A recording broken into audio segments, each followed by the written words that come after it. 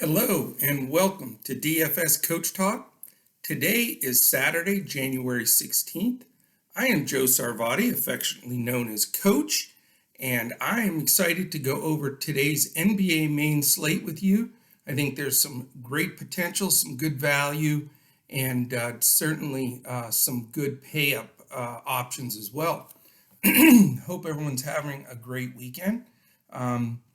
I'm wearing my all black today, the hat and the shirt, because my NBA lineup last night went in the tank. That doesn't happen very often at all, but hey, I want to own it when it does happen. I was expecting a big shootout from Giannis and Luka, and I didn't expect Giannis to go 1 for 10 from the foul line. I mean, come on, man. And a couple air balls from 3. So I'm a little bitter with Giannis right now. I'm not sure how you vote an NBA MVP to a guy that can't make a free throw or 3, but that's just me being a little bitter. So anyway, yesterday's behind us. We've got a new day today. It's extremely busy here at Coach Talk today. We're really fired up. We've got PGA that we're firing up there. I'm sorry about my throat. It's just it's a little bit of a time frame to heal completely from this COVID thing, and I'm doing great. It's just still has some effects, so I apologize for the drink breaks and for the scratchy throat. All right, we're good as gold here. Yes, as I was saying, it's a fantastic day here. We've got PGA, which we put in our full lineups on Thursday for the Sony Open in Hawaii, and we're up there. It's a top 0.5% lineup right now. It's in the top couple, even in the large tournaments. So we're trying to finish strong this weekend. It'll be a great golf sweat there. And then every Friday, we also put out our lineups for the weekend golf. Usually I'm a lot of times bailing out, which I can usually do pretty well. But this time it's just adding a little icing on the cake, hopefully. But we put those lineups out last night. Their lock time isn't until this afternoon, so we have some time there. So if you want to jump in, this is a perfect time to get with us at DFS Coach Talk. Just go to dfscoachtalk.com. and you can sign up right there for a week, month, annually. We have a great special going right now, $149 with BetUS.com.pa, who's one of our sponsors. If you sign up for the first time with BetUS and that $149 you put into BetUS to make wagers on sports, you get a free Coach Talk membership that lasts from now until April 1st. Can't beat it. If you don't want to go that route and you just want to join and you want that same membership, we will honor the $149 from now until April 1st. So we'd love to have you. Today's a perfect day, getting us out in the morning.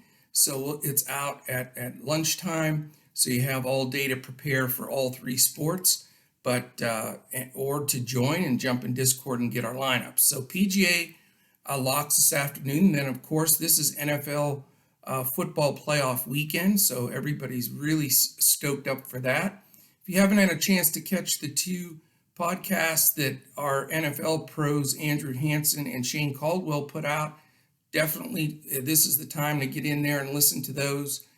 We don't have the NFL game starting till mid-afternoon, so you have plenty of time, and I listen to both of them, and those guys are sharp. They have some great value plays you don't want to miss out on in there. And then, of course, the NBA. There are a couple of earlier games. I'm not going to mess with those with all the other sports going on. We've been much better focusing on just the main slate. So that's what we're going to do here. There's 4 games on the main slate for all 3 sites, Draftkings, Fanduel, and Yahoo. However, I'm a little concerned, and that's why I'm putting this out early. Follow the news on Twitter. Check us out in Discord if you join. But I'm concerned it goes from 4 games to 3. And so we're going to prepare like all 4 are playing. But Miami's had a few more guys go down, and I'm not sure they can get that minimum 8 number. So we need to watch that because that's certainly going to affect the slate and switch some things around. But as of right now, I'm going to go over this as a 4-game slate that starts at 7:30 p.m. Eastern Time. All right, let's just do this to begin with. Let's talk about the injuries. I just updated and just status of guys in, guys out, and injured in these late games. It's easier to go over it, I think, all on the front side, and then we'll start talking about each game individually. All right, Derrick Rose is back. He's confirmed in. Myers Leonard is out. Kendrick Nunn questionable. Maurice Harkless questionable. Gabe Vincent questionable. Avery Bradley is out. Alex Len is out. Goran Dragic questionable. Tyler Hero questionable. And Bam Adebayo questionable. So again, we don't know who all is in, who all is out, and that's going to be just the whole protocol, COVID protocol we have to keep track on. Ben Simmons is probable. We know for sure that Jimmy Butler's out, and Mike Scott and Joel Embiid, that's big news, is out. Rajon Rondo confirmed in. He's back to back up Trae Young in Atlanta. We also know that Yusuf Nurkic broke his wrist. He's going to be out a couple of months. So it looks like Enes Kanter time for the Trailblazers.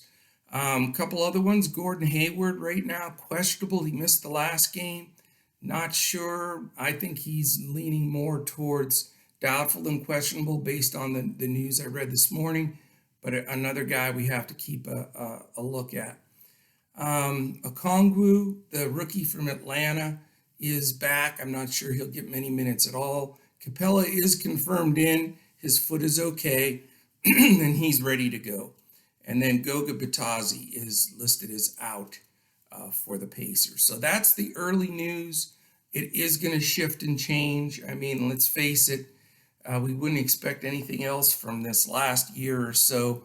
It's just, everybody is day to day, as you would say, because, the virus and everything else going on. So stay tuned. That's my biggest takeaway from this original information is follow us on Twitter. I'm at Joe Sarvadi, JoeSarvadi.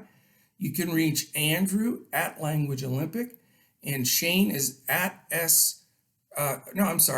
DET Sports Shane. So you want to connect with us throughout the day. We'll be breaking news, putting information in there about NBA and NFL specific. And if anything happens PGA-wise, we'll throw that in there as well. All right, folks, let's hit this. We've got game one, which is the Charlotte Hornets at the Toronto Raptors via Tampa, Florida, because that's where they're playing their home games. And for people that don't think it matters to sleep in your own bed and have all your family around, Toronto's, I believe, 3-8, and they're a terrific team. So this has not been an easy road for them. So very difficult, but they are continuing to compete. They've lost some really close games, and I think that they're going to get better as the season goes and they adapt to being in Tampa. All right, let's look at the totals here, the BetUS.com.pa lines. We have Toronto minus 7.5, and that is the biggest of the four lines. The over-under's 219.5. Not that high, but it is the second highest. Today's an interesting day, and I'm going to point it out right now so we don't forget this. And we have to see if any games get canceled. But we have 3 games, 219.5, 214.5, 218. Not very high. Then we have the late night hammer game. It's the 10 p.m. Eastern game that stands alone. And me, along with probably 75% of other people, are going to be stacking this late game because it's 234.5. So when you're talking about a 15-point spread from the second highest line to the first, the amount of DFS points that translates to is staggering. So it's hard not to focus on that last game, but there's no like dead obvious plays across the board in that last game. So even though the game will be chalky, I think if you follow us and check out our lineups, we'll still be enough contrarian that our lineups are going to make some noise. Okay, Charlotte Hornets at the Toronto Raptors again, 7.5, 219.5. Defensive team efficiency, Charlotte is 9th, Toronto is 20th, which again, I mention it every time, but Nick Nurse has never had a team that he's head coached here that has been out of the top half of the team's defense. So they're needing to tighten that part of their games up for sure. Pace, Charlotte's 21st, Toronto's 9th. So decent pace there. I think that gives you a couple of firm options. A couple of guys I like out of this game that I wanted to discuss. Kyle Lowry's been playing great. He had missed a game or two for personal reasons last week, and he seems fresher. He's playing terrific. He plays huge minutes. Nurse is probably second to Thibodeau with letting guys get some serious minutes. So I really like Lowry in this spot against Charlotte's backcourt. I think the only backcourt defender that I respect on Charlotte is Rozier, and I'm expecting him to guard Van Vliet. So, if it's either who are the 2 point guards for Toronto? I always forget his name. I know LaMelo Ball is one, and who's the other? Who's my other guy that it's just slipping my mind? I always forget him. It is Mr. Everybody's probably shouting at their phones or wherever they're listening to it and saying, "Hey, dummy, he was the best player on the team last year." Yes, of course he was. It's Devontae Graham. So Graham and Ball's a little shaky. So I'm loading up on some serious Kyle Lowry in this game. Also, guys, you can certainly consider, they have raised the living daylights out of the price on Chris Boucher. He's been phenomenal. He deserves to have his price raised, but to the extent of where it is right now is almost comical. I mean, it's way up there with the big boys. So as much as I like Boucher, and this spot is pretty decent for him, and he's playing fantastic and getting the majority of the center minutes, I'm not willing to pay 8,100 and some of those giant numbers for him just yet. Pascal Siakam, I'm not going to go there this game because I want to pay up elsewhere, but he's always an option. I mean, his ISO plays. I mean, he and right now and the Claw are the two that have the most ISO plays in the NBA. And they certainly go to him a ton. So he's always a discussion here. Again, I'm not going to focus on Van Vliet because of the Rozier defense for this particular game, but he's not a bad play. He really isn't. And that's pretty much it. I don't really like the other secondary players for Toronto. On the Charlotte side, it's a little more interesting. I think if you watch the pod, I generally complain when we have two guys splitting a position or we have three guards that are rotating with the majority of play. I just don't like, falling into paying for a guy that may only get 20 minutes, especially on smaller slates like this. You can't afford to make a mistake like that. And I'm just not comfortable with the Devontae Graham, Terry Rozier, LaMelo Ball rotation. And Cody Martin gets a lot of minutes now, too. He's been starting sometimes at the 3, and with Hayward out, he has been. And, so it creates just sort of a bunch of guys in that backcourt. LaMelo's been very consistent, probably more so than anybody else. Rozier's had a great start. So, I mean, it's tough. I'm not going to go there because I have some other spots that I like. Plus, I want to see what the situation is with Gordon Hayward. I had mentioned him early on. He's listed as questionable game time decision. If he plays, that certainly also lowers the usage of those three guards. So let's keep an eye on that. Since Zeller went down, the Hornets have been playing more small ball, using a lot of PJ Washington at power forward and center, we've seen his usage and DFS points go up. And then Biombo's been starting at center, but he's a little undersized. So neither one of those guys get me very excited to put them in my lineup. All right, game 2. It's an 8 o'clock game. This is the one that I'm concerned about. It is Detroit and Miami. And I hope this game goes because it's going to be an important game on this slate. The BetUS.com.pa line is Miami -2, and it is the lowest total at 214.5 because there's so many guys out. They're considering this is going to probably not be a shootout. Plus, if you look at the pace of the game, Detroit is 23rd, so not good. Miami is 8th, but they're 8th when they have their full squad. They've gone down a little, and I think they will continue to with the likes of Dragic and Bam and Butler being out. So I think that they're actually a little slower than that 8th. The only good reason to roster some guys here is neither team is playing that well defensively.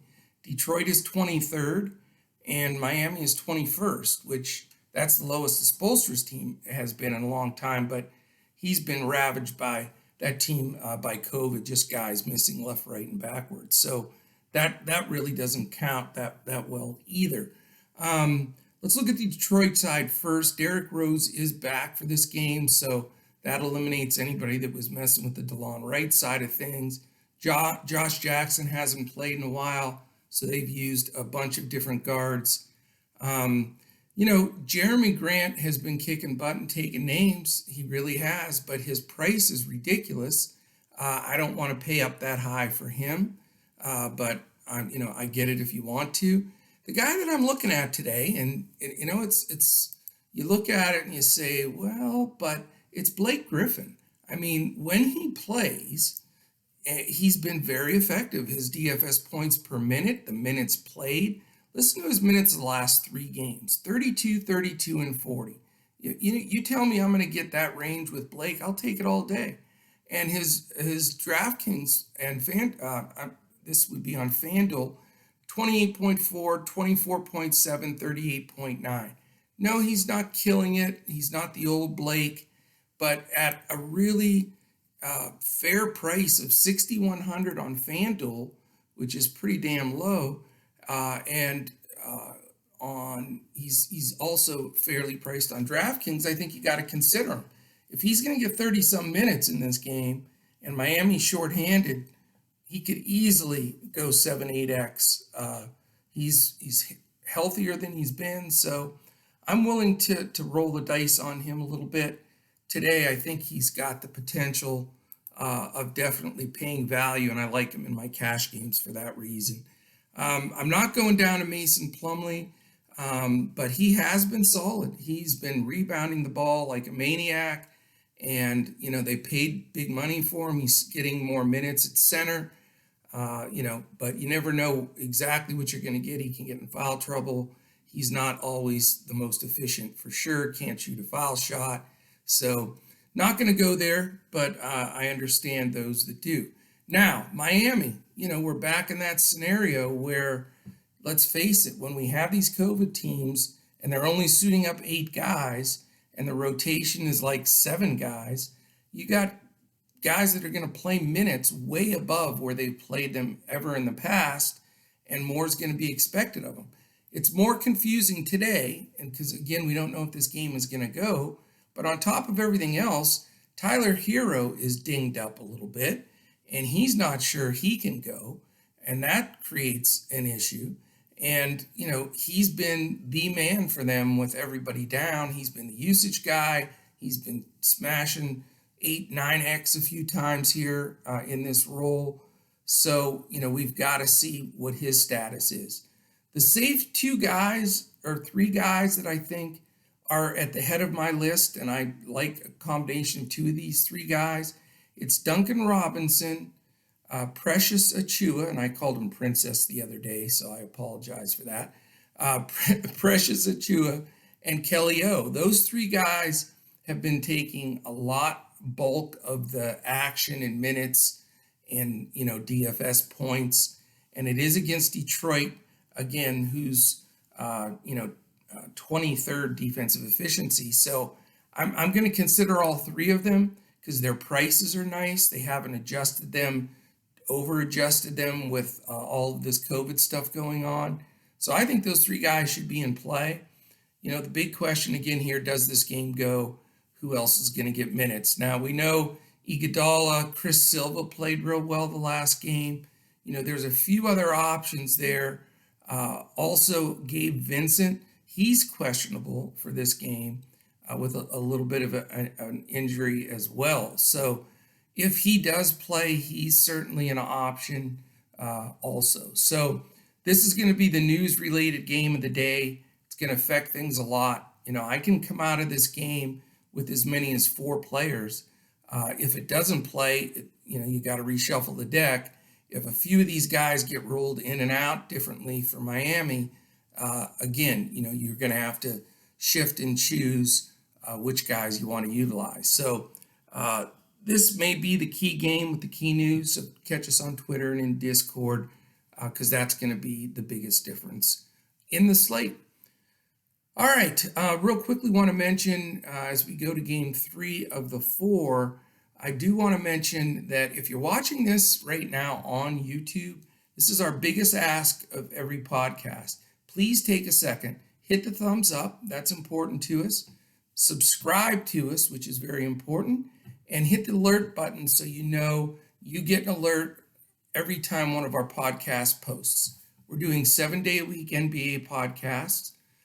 We have 2 NFL podcasts that come out and a PGA podcast each week. So you don't want to miss those. We try to get the NBA ones out right after lunchtime every day, and the NFL ones will post and PGA in the evening. So you want to keep an eye out for those. We do have a contest as well. Our 2 workhorses at Coach Talk, being Joe Stanton and Tyler Pitzer, they put a contest out each week on Twitter. We have another one coming out this week that if you like and retweet the tweet that they put on Twitter, and Andrew couldn't say that, by the way, with all the T's, but I got you, Andrew. If you tweet and retweet that and subscribe to us on YouTube, that combination of 3 things, then you get in this week's contest draw, which it's every week, to win a free week membership. And we've been doing that now for the last month. And we've got some fantastic new members out of the whole thing, and we love it. So we want to get some more people in here. So do those 3, and you'll be ready to go for that contest. All right, the third game, very interesting. Joel Embiid is out. We know that for a fact, so that changes and shuffles the deck. It's an 8 p.m. game. BetUS.com.pa, Philly -2 at Memphis. The over-under is 218. Now, you've got a couple of situations here that are going to be interesting. Defensive efficiency, Philly 6th, Memphis 5th. So, you got to respect that. That's a concern. That's why I'm not focusing on this game. But the pace is good. Philly's all the way up to 4th. Memphis, middle of the pack, 17th. However, if, Jod plays or doesn't play, that's always big news as well, because obviously the pace is going to be much more up there if he's playing. First of all, in this game, on the Memphis side, I'm not going to play Ja even if he does play. I just don't think they'll throw him in and play him 30-some minutes just the first game back. That's just my gut feeling. They're pretty careful and cautious with their guys. So I don't want to pay that big money for a guy that could have limited minutes. Again, we need to watch the news on that. And we don't even know if he's back. If he's not back, I'm not really into the Tyus Jones, DeAnthony Melton split minutes. So I don't want to go there. Dylan Brooks, hard to trust, as well as Kyle Anderson. Need to get a little sip of coffee here.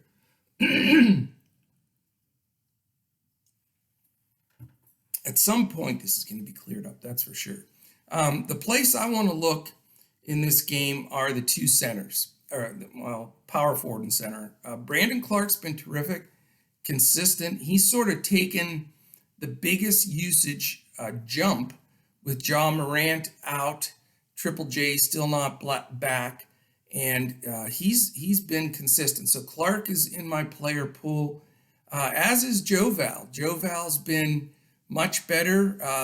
For some reason, Gorgie Jeng had been taking a bunch of minutes from him, and now Jeng's not even getting on the floor. Joe Val's backup, and he's just getting limited minutes, has been Xavier Tillman. So I like the two bigs, Clark and Joe Val, from this game. I think you can definitely consider both just because of the fact that Joel Embiid is out, and he's just a phenomenal defender. And Philly's defense is not even close to when he's out, because he's I think he's third or fourth in the league in overall defensive ranking based on multiple categories. By the way, in that, Luka's sixth. I thought that was amazing that Luka Doncic went from a below average defender up to sixth. And it's the usual suspects: Anthony Davis, the Stifle Tower, Joel Embiid, the main guys that are the stoppers in the paint. So that's what I think on the Memphis side. On the Philly side, I have a guy I really like here. I like him a lot, and it's Tobias Harris. He's playing good. He's playing consistent. He's playing good minutes. Ben Simmons is questionable in this game. We know Joel's out. I mean, it's all you can eat Tobias Harris for me. I think he's their key number one option. I don't think Memphis has a really good defensive matchup for him. So he is one of my definite guys that I really like today. If Simmons sits, you got to look at the two young fellas, Tyrese Maxey and Shake Milton. They've both been killing it. Shake went berserk the last game. I'm never a proponent of playing a guy right after he had his best game of the season. It's chasing points can be dangerous. But if Simmons doesn't play, I think you got to take a look at it, because he really is in a groove, and Memphis isn't exactly the greatest defense guard-wise. Now, they're ranked pretty good, but a lot of that is because of the interior. So anyway, I think you could talk about those two a little bit, see what the Simmons scenario is. Danny Green, of course, is Satan to me. If that's, no, I'm just teasing. He's a good guy, but I badmouthed him a couple games ago, and then 2 games in a row, he went 3-point ballistic. So I sort of hate him right now, but that's okay. He's a good guy. Tobias Harris, number one play in this game. If you want to go super value, you can go Dwight Howard. I trust Dwight Howard about as far as I could throw him, because you never know when he's going to pick up some fouls or get teed up, or God only knows. So yes, he's a good value play. Yes, you have a chance for him to go 8x. There's no question. But there's risk involved with it. I'm mostly a cash player, so I don't feel like with the Cantor value and some other guys that I really have to go to Dwight. So that is it for game 4. All right, this is the game we've been waiting for. It is the late night sweat game. It is the highest total by 15. It is a game where two teams are playing at a good pace, 13th and 10th, so they're above normal there. Defensively, not playing well. Atlanta's 11th, which is okay, but it's shrinking. And Portland is 25th, and they've lost Nurkic now. So the BetUS.com.pa line for this one is Portland minus 4.5, so it should stay close. And the big fat 234.5 over under. So, you got to. This is a big game. You need parts. You need pieces of this game. In my opinion, if you want to take anything down, I like a bunch of people here.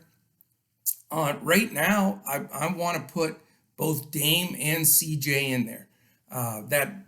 Playing a duo of stars has been working for me. And those are the two pay-up guys for me. They just happen to be on the same team, but I think they both smash here.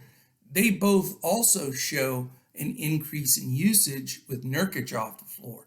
So, it's just, to me, this game is high scoring, it's up and down. I want both of those guys. They're going to get all the fourth quarter close minutes, and I think you need them both. And it's not stars and scrubs because we don't have some of the other big money guys in here, so you can make it work. I also like Enes Kanter. I mean, let's face it, he can't defend, so it also makes me consider as my secondary center is Chris Capella, because Kanter's a poor defender. I think Kanter gets the majority of the center minutes. I think he could play, 30 minutes, 28 to 30 minimum. And he is a terrific DFS points per minute guy. And so I'm going Portland. 3 guys stack, Lillard, McCollum, and Kanter as everywhere that I can get them. On the Atlanta side, however, it's a little bit more confusing for me. I would love to play Trae Young in this spot. I think he'll get good ownership. It is a smash spot. He is due to explode, but he's just playing like garbage. Let's face it. The dude is playing bad. He's not shooting well. He seems out of sync. Plus, you have Rondo returning for his backup, which could take a few more minutes away from him.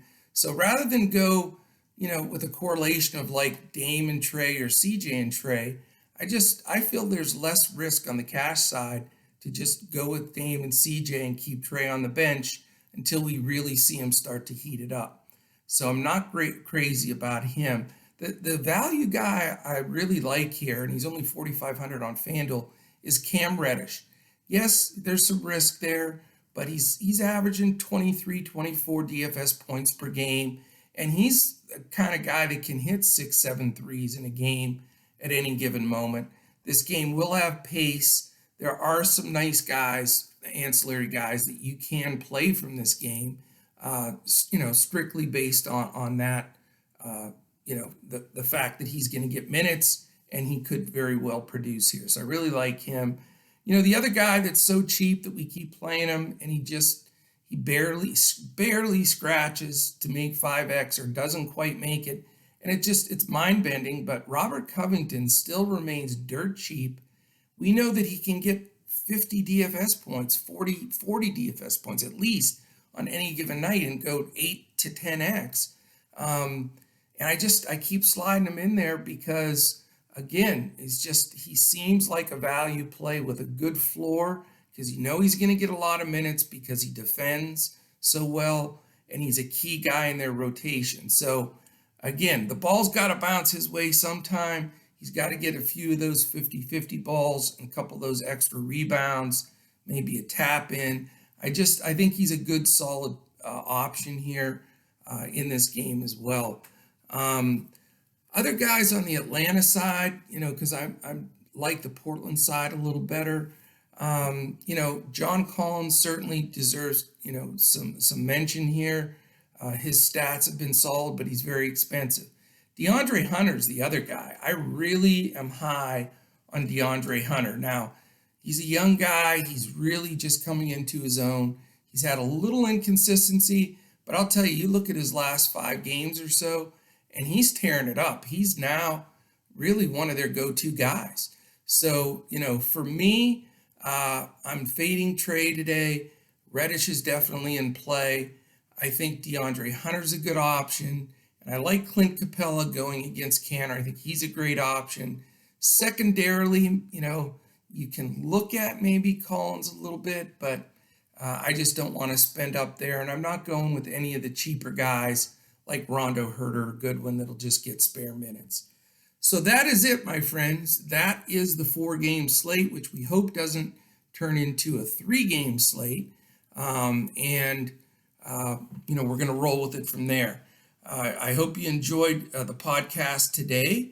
Like I said, join us at any time. Love to have you at dfscoachtalk.com or on Twitter at dfscoachtalk. Just look us up, sign up. We'll get you in Discord, and you'll have time if you want to play the NFL, the PGA, and then of course NBA tonight. So for our whole team at DFS Coach Talk, let me see if I can remember them off the top of my head without missing anybody.